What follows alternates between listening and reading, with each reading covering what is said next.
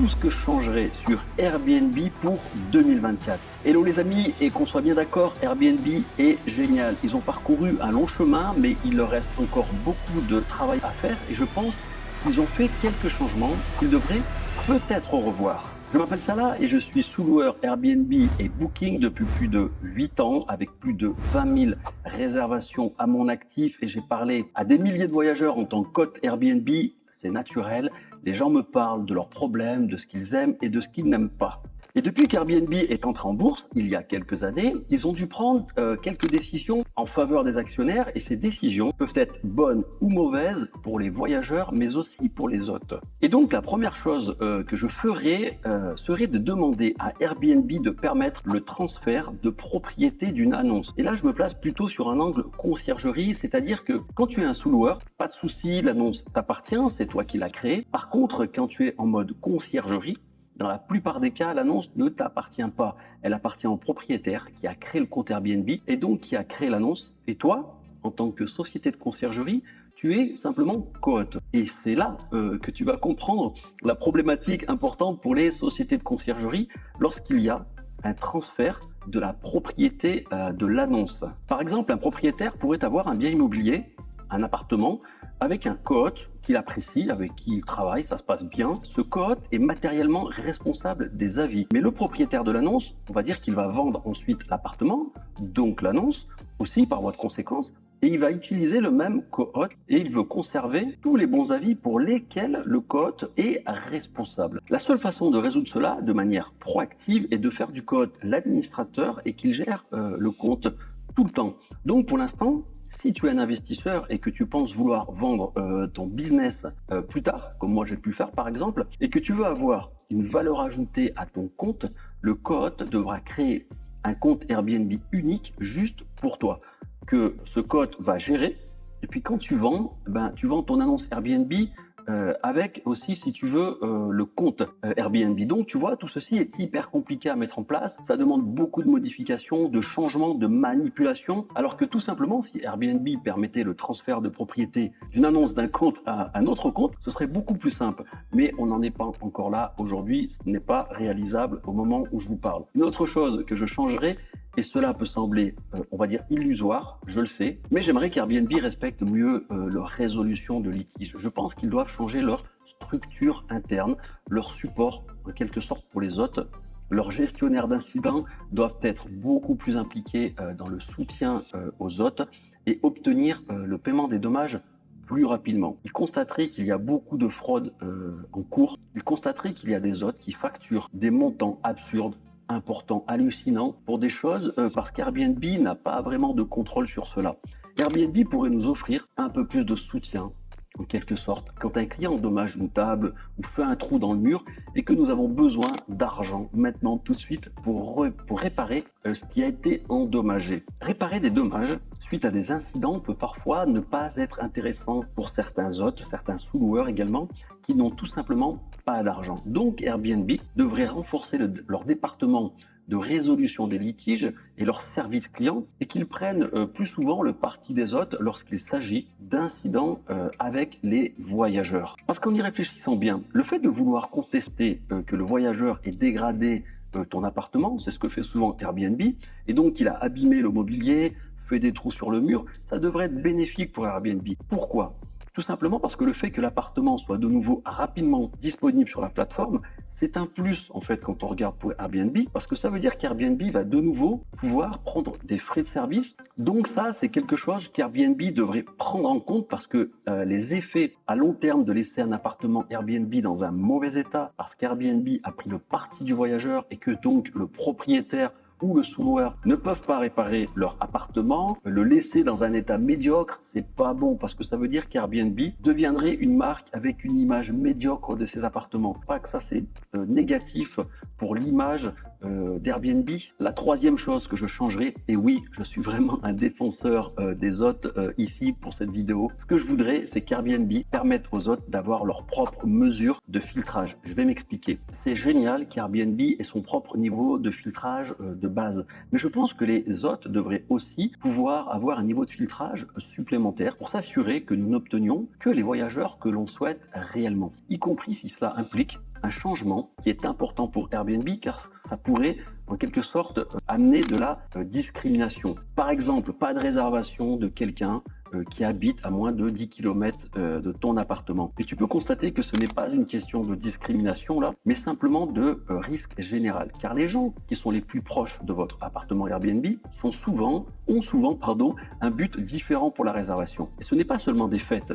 Pense à quelqu'un qui est local dans ta ville, qui réserve ton Airbnb et qui est toujours dans les parages et sait exactement où se trouve ton Airbnb.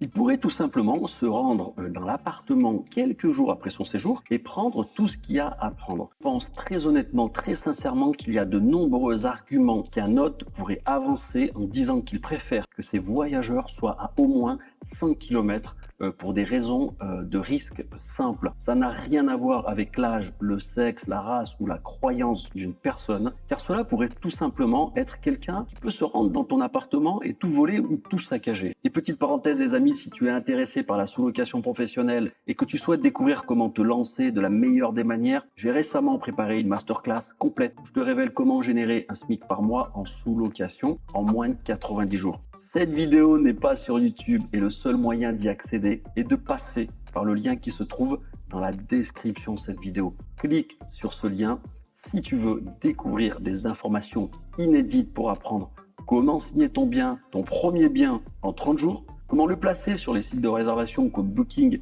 et Airbnb et comment scaler ton nombre de biens sans devenir esclave de ton business grâce à l'automatisation et à la délégation intelligente. Et reprenons maintenant la suite de cette vidéo. Le quatrième changement qui serait cool pour les hôtes, je ne sais pas si j'en bénéficierais réellement, mais s'ils créent une entreprise séparée, un peu comme un centre de formation où ils proposeraient une certification pour les femmes de ménage, où les gens pourraient dire qu'ils veulent être femmes de ménage pour location courte durée et qu'ils suivent un petit programme qu'Airbnb met en place et leur donne un label de qualité, puis les met dans un marché un peu comme leur marché de côte, mais plutôt un marché de femmes de ménage où il y aurait des entrepreneurs que vous pourriez engager. Airbnb pourrait tout simplement là résoudre comme ça l'un des plus grands problèmes, le plus gros problème de la location courte durée. Et il pourrait générer des revenus supplémentaires pour les personnes qui paient ces certifications. Airbnb pourrait là aider à équilibrer le marché et à enfin combattre les hôtels sur le seul aspect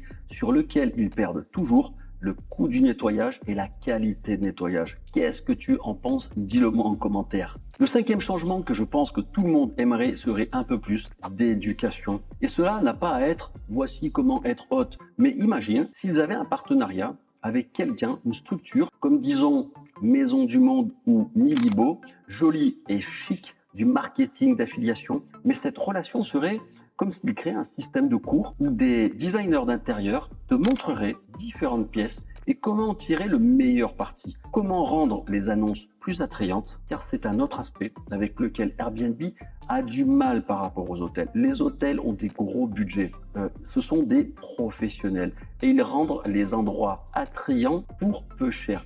Les hôtes Airbnb, eux, ils fonctionnent sans expérience. C'est vrai et c'est l'une des grandes forces de cette industrie, c'est que tu peux commencer sans expérience. Mais si tu regardes mes annonces de 2018, quand j'ai commencé, tu pourrais certainement dire qu'un gars a abandonné ses études universitaires et a mis tout ce qu'il avait comme meuble de sa chambre étudiante dans son appartement Airbnb. Donc, si nous pouvons améliorer la norme de qualité globale en donnant même simplement de l'inspiration gratuite aux hôtes, alors je pense qu'Airbnb se porterait mieux et les clients aimeraient davantage les lieux. Sixième point, très chaud celui-là, et je suis désolé les voyageurs, si vous êtes des voyageurs, vous allez me détester. Je suis désolé, mais ils doivent annuler la fenêtre de 72 heures pour les réclamations avec Airbnb. Je pense que c'est un peu long, 72 heures. Les clients d'Airbnb trouvent trop souvent des occasions pour manipuler le système et obtenir des séjours gratuits. Je pense qu'Airbnb pourrait faire davantage sur ce point précis. Et là, on va basculer sur le septième point qui est très lié à celui que je viens d'indiquer juste avant. C'est qu'Airbnb pourra avoir de meilleurs leviers de réputation où des hôtes comme nous saurait que tel voyageur a eu des réclamations de la part d'autres hôtes, même si cela n'a peut-être pas été mis dans un avis, parce qu'un hôte a fait un avis en premier ou ne fait pas beaucoup d'avis du tout, puis découvre plus tard que le voyageur a essayé de le tromper. Je pense qu'Airbnb devrait dire aux hôtes si un voyageur est une personne qui fait régulièrement des réclamations ou pas. Je pense qu'Airbnb pourrait construire de meilleures ressources en interne pour les hôtes, pour se protéger contre ces voyageurs qui commettent des fraudes pour obtenir des séjours gratuits. En plus, Airbnb dispose aujourd'hui d'une intelligence artificielle hyper puissante qui n'aurait aucun mal à lister ces voyageurs fraudeurs. D'ailleurs, à ce sujet, je t'invite à aller voir ma vidéo où je te parle de l'intelligence artificielle qu'utilise dorénavant Airbnb pour tout traquer tous les comptes Airbnb du monde et notamment de la France. Je te disais donc Airbnb pourrait mettre en garde les hôtes contre des voyageurs qui essaient d'obtenir des séjours gratuits. Par exemple, si le voyageur, lors de ses séjours, a l'habitude de montrer des photos de cheveux de cette façon à tel endroit dans la salle de bain ou de ce qui semble être un insecte par ici et qu'ils vont soumettre cela à Airbnb pour obtenir des séjours gratuits. Alors, dans ce cas précis, Airbnb devrait nous dire à nous, hôtes, que ce voyageur a l'habitude de faire cela, de créer des dossiers réclamations pour obtenir un séjour gratuit. Airbnb doit pouvoir nous dire à nous, hôtes, sache que tel voyageur a déjà obtenu ou a essayé d'obtenir un remboursement total ou partiel.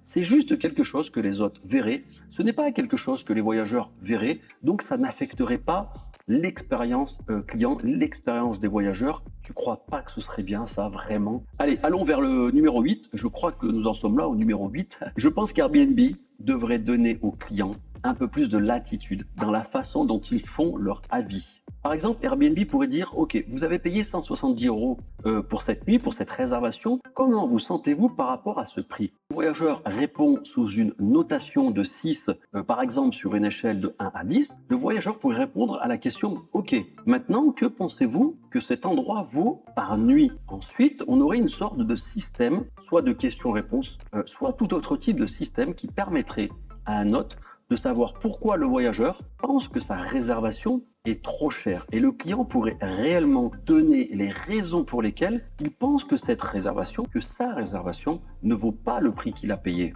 Et parfois, ce n'est pas quelque chose de simple. Parfois, vous avez des voyageurs qui considèrent avoir payé trop cher parce que c'était simplement la haute saison. Ils pensaient qu'ils allaient payer 100 € la nuit, mais ils ont payé 200 € la nuit parce que nous sommes en haute saison ou parce qu'il y a un événement exceptionnel à cette date précise. D'autres voyageurs, eux, pensent qu'ils ont payé trop cher pour des raisons bien spécifiques.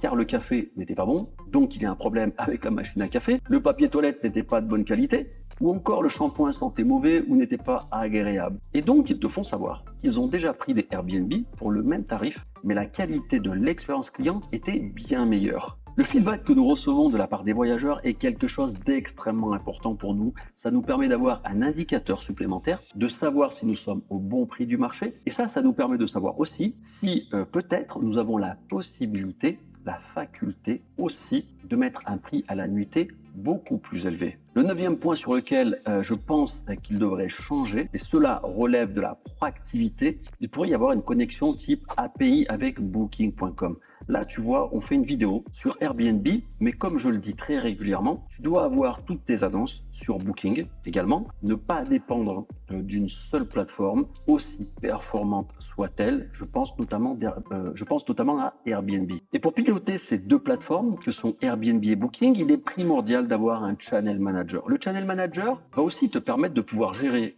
ton site internet de réservation, car bien sûr, demain, si tu mets en place un site internet de réservation, ce que je te recommande à faire absolument, le site internet de réservation, il faut bien le connecter à quelque chose pour gérer les dates et les prix, notamment à minima. Et aujourd'hui, ce site internet de réservation, tu peux ni le connecter à Booking, ni le connecter à Airbnb. Et imagine si demain, Airbnb pourrait permettre une connexion à ton site internet de réservation sans avoir besoin d'utiliser un channel manager. Tu pourras avoir ton propre site de réservation direct, le connecter à Airbnb, puis allons plus loin encore. Si Airbnb se connecterait à Booking, il pourra ensuite héberger tout ce grand monde, tout cela dans une espèce de multi-calendrier avec les réservations Airbnb, les réservations Booking et les réservations de ton propre site de réservation. Franchement, ce serait pas formidable tout ça, ce serait pas formidable? Donc en quelque sorte, Airbnb n'est qu'à quelques paramètres d'une connexion API afin de mettre en place un énorme channel manager hyper puissant et surtout extrêmement fiable. Et allons plus loin, Airbnb pourrait par exemple facturer tout cela juste moins cher que les autres channel managers. Imagine si Airbnb te permettrait, pour je sais pas 3 euros on va dire par mois et par annonce, de connecter tes annonces Airbnb à d'autres plateformes de réservation, par exemple Booking, et ton propre site internet de réservation, et de les héberger car tous ces logiciels, ces channel managers, te facturent de l'argent par annonce et par mois. C'est tout simplement la raison pour laquelle nous, chez Business sous Lock Mastery, on utilise exclusivement le Channel Manager Bets24 car c'est un des plus fiables, des plus performants et des moins chers du marché. Mais je sais que beaucoup d'entre vous utilisent d'autres Channel Managers qui sont extrêmement chers et vous prennent donc une partie de la rentabilité de votre business de sous-location ou de conciergerie. Imagine si Airbnb met en place, via une connexion API, un espèce de channel manager qui serait lié à ton site et à Booking. Moi, je pense franchement qu'il plierait le game en termes de channel manager sur le marché de la location courte durée. Il ferait énormément d'argent, bien sûr. Il déclasserait tous les autres channel managers et pour certains autres channel managers, et je parle pas de Bets24, il y aurait beaucoup moins de bugs. Franchement, ce serait hyper intéressant.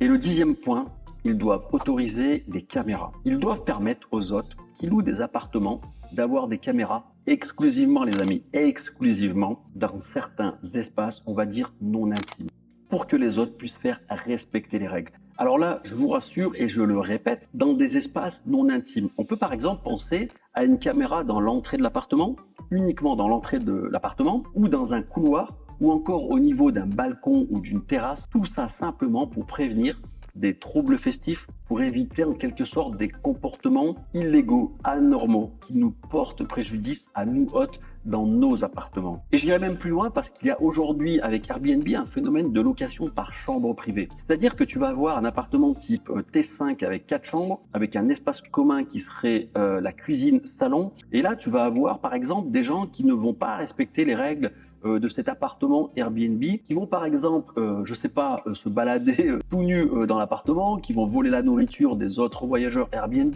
Je sais que ce dernier point peut faire réagir parce que ça peut tout simplement pousser à des abus, que ça touche à la notion parfois de vie privée. Et donc, bien évidemment, ce que je suis en train de vous dire doit être strictement encadré par Airbnb. Mais malgré tout, ceux qui ont déjà pas mal d'années d'expérience en location courte durée savent de quoi je parle. Car on a tous connu des phénomènes festifs ou des choses, on va dire, pas très légales qui se passaient dans nos appartements. Et ça, j'ai envie de dire, c'est extrêmement douloureux, frustrant quand tu es un hôte ou un sous-loueur Airbnb. Et pour les autres, ceux qui débutent dans la sous-location et la location courte durée, ça va vous permettre de ne pas avoir à connaître tous ces petits déboires que l'on a, nous, connus et plus expérimentés.